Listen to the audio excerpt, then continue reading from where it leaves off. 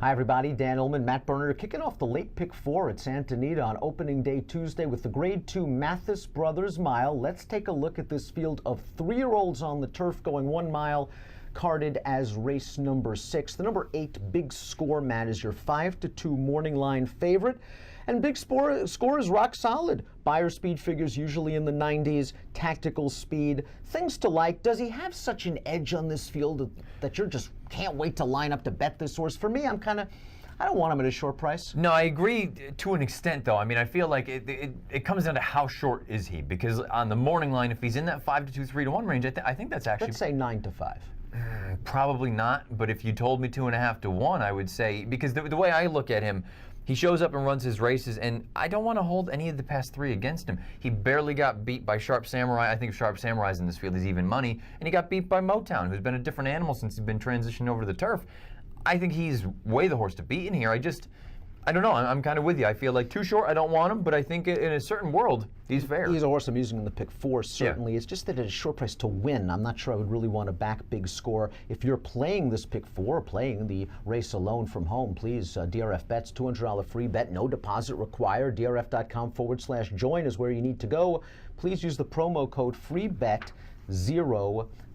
Let's talk about the number 3 Colonist. I know you're a huge fan of Colonist. Colonist has done some good things on the turf ever since Jerry Hollendorfer added blinkers. I think you and I feel the same way about Colonist, though. This is a really long-winded horse that might find a mile a bit sharp, especially if there's not a lot of pace. I said to you and Rich Roble after the La Jolla that he would win next year's San Juan Capistrano at 1 3/4 miles. Now, I don't know if they're even running it this year. I haven't looked at the calendar. I think he needs more distance. I think he's fine. I think he's a nice horse.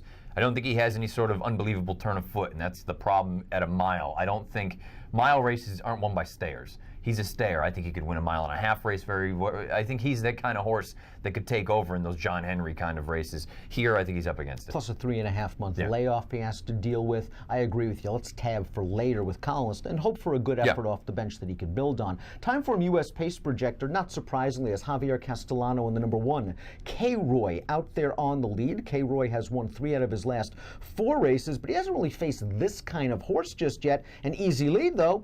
Why can't he last for a while? Yeah, and you know what? You've got the best guy out there that's going to be able to dictate things, Javier. I think he's interesting. I think the class hike is going to be too much. Holiday Stone makes his 3rd start of the form cycle for a very good trainer in George Weaver. This is a horse that was 2nd to Big Score in the Transylvania in the spring, and since then has kind of struggled to get back to that level. I guess you could say that last time out was kind of a step in the right direction against older horses, but I'm not sure how much improvement is left. This is already start number 14. I was going to say, I mean, I think you're looking at a low 90 coming out of this horse, and simply put, it's not fast enough. Harbor Master got a win last time out, a much-needed win. He'd run well in some races in North America, but had yet to win since shipping over from England. Still, that race was only a non-winner as a one other than, and I get the feeling, well, he's a big price, I don't want to talk anybody off of him. I think he's kind of exposed against stakes horses. Yeah, I think you can make the same sort of case that we were just talking about with the 6, that Holiday Stone, I don't know that he's quite this good. I don't know that Harbor Master's quite this good. Hootie, another horse making the 3rd start of the form cycle. This form cycle he's done better for trainer Michael McCarthy, but no match for Harbor Master last time out. He had a little bit of a trip in that race. I wouldn't be surprised if he runs his best ever performance, but I still don't think that's good enough to win. I loved his debut, and then he got washed off in that Cecil B. DeMille, and then he came back after almost, 9-10 months away, and I just don't think he's gotten that same kickback. If all of a sudden he can find that form, I think he's got a chance. 15-1 on the morning line for Hootie. Let's take a look at our top selections for the Grade 2 Mathis Brothers Mile. You're going with B squared in this spot, and you scored out on him 2 starts back when he got the necessary cutback, the necessary class relief, and the necessary surface switch. Please draw a line through the Breeders' Cup Sprint. He just couldn't get into the Breeders' Cup Turf Sprint. No, well, and that's the problem, is that they weren't even trying to go in that race, and I have to be honest with you. Even if had he gone in the turf sprint at 5/8 of a mile, it ain't going to work for him. To me, I almost feel like this is probably what he's wanted all along. Middle distance on turf. You see that 3rd start in the Silky Sullivan, he won that. That was at a mile. It was a good effort at a mile. Good effort there. The Snow Chief, I don't really want to hold that against him, all things considered. I think this is what he's wanted all along. Middle distance, mile on the turf. There's a scenario where he inherits this thing turning for home if the 1 can't go on with it, and if that's the case, I'll take my chances. What price would you need? I think he's 5. I think that's probably pretty darn close. I don't think I'd go any less. You're going to go 2, 8, 5, and 7. Bowie's Hero's been a little bit of an underachiever. It looked like for a second that he was going to turn out all right when he won the Singletary and the Oceanside. And his last 3 races have been okay.